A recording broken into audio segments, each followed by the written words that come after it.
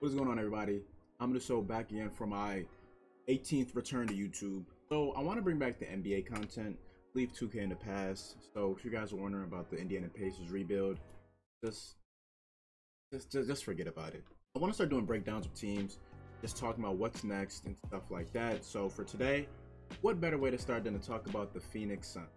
So the Phoenix Suns were the best team in basketball this year. They won 64 games, a franchise record, and everybody expected them to make a deep run into the playoffs, but as we all know, Luka Doncic happened and they lost in 7 games to the Dallas Mavericks. And they have a lot of questions to answer this offseason. Biggest question of them all being, what's going to happen with DeAndre Ayton? Robert Sarver and the Suns decided not to extend Ayton last offseason. We know how Robert Sarver's track record comes when it comes to giving, these young players big time money. DeAndre Ayton is in a pretty weird dilemma. I mean, he was a number overall pick a couple years back, but there's questions about whether he should receive a second contract from his team or not. He hasn't really made that all-star level jump, and he's a center, and the NBA isn't too keen on paying centers big money. With how the playoffs ended and everything, I'm not too certain that Ayton will be back in a Phoenix Sun uniform next season. The question then turns to, so what do? You can't just let him walk for nothing, so I think a sign and trade makes the most sense. But what's really out there for the Phoenix Suns? You know what's one name that I think makes a lot of sense? Pascal Siakam on the Toronto Raptors. If a straight up DeAndre Ayton for Pascal Siakam trade comes to fruition, I think that's something that the Phoenix Suns should jump onto. I mean, Pascal Siakam was an all-NBA player. For some reason, he doesn't get the same rep as the top power forwards or the top wing players in general in the NBA. Could be the age, it could be the fact that he's playing in Toronto. I don't know what it is, but he just doesn't get the same respect that some of his fellow peers get. Looking into both sides, I mean, you're getting another shot creator for the Phoenix Suns, something we've seen they desperately needed in this year's playoffs. And for the Toronto Raptors, you're getting an established center in DeAndre Ayton alongside OG Anunoby, alongside Scotty Barnes, and then you can figure out what you want to do with Gary Trent Jr. or what you want to do with Fred VanVleet and move on from there. With the Phoenix Suns, something else I got to talk about, what's going to happen with Chris Paul? Now, Chris Paul had a very underwhelming end to the season, but I mean, he's 37, so you got to cut him some slack.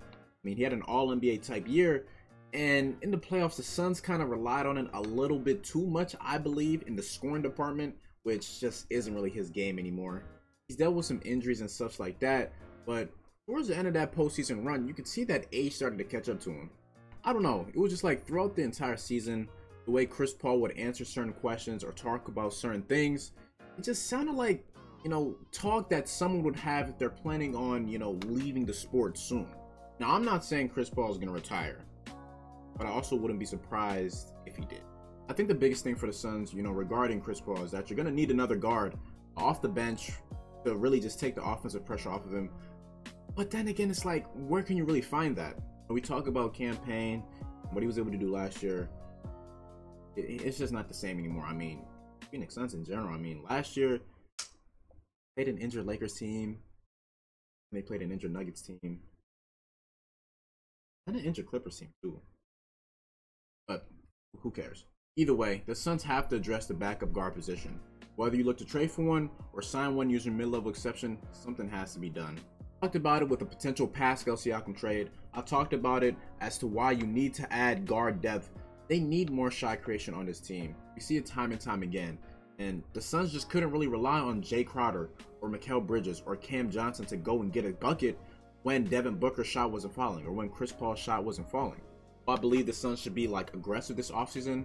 I truly believe so, because the West is just going to get even better next year. There's so many moving parts in the Western Conference. There's so many talented teams that the Suns are going to have to make, sacrifices. They're going to have to make those big time aggressive moves to stay at the top. And if the Suns can do that, yeah, I believe they'll be back.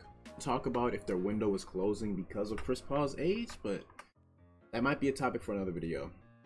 But with that, guys, that's going to do it for this one. I appreciate you guys so much. If you guys did enjoy, please be sure to like, subscribe, and let me know what you guys think about the Suns and their future plans. I'm Daso. Catch you guys in the next one. Peace.